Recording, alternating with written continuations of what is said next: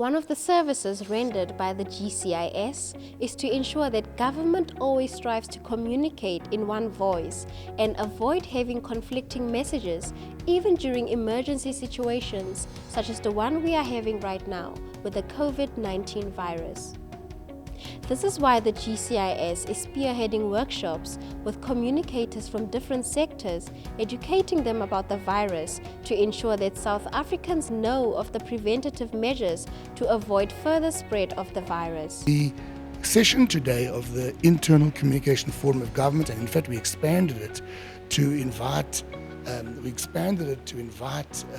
government communicators generally, was to ensure that specialists like Dr. David Anderson from the World Health Organization and our own internal comms colleague Ria Grobler from Health could give government communicators information and explain some of those tricky questions that were being asked by our own staff and by the internal audiences we faced. The keynote speaker for the day was Dr. Anderson from the World Health Organization, who shared very useful information about COVID-19. The coronavirus is named a coronavirus. It's a flu. It creates things like the flu, MERS, SARS, and a flu-like illness. And so it's a big group of viruses, really common, that usually comes from an animal host that spreads to humans. Ria Grobler from the National Department of Health cautioned attendees about the do's and don'ts in how we craft communications around the topic.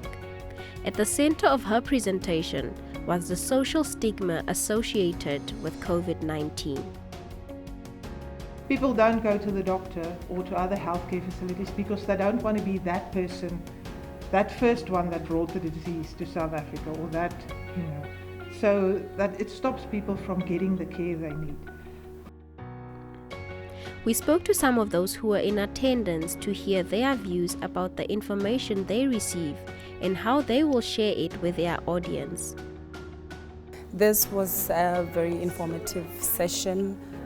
We really learned a lot, and it's going to assist us to give out the information to our 7 provincial houses in our provinces, provincial houses of traditional leaders, and it's going to help us give authentic information about the disease.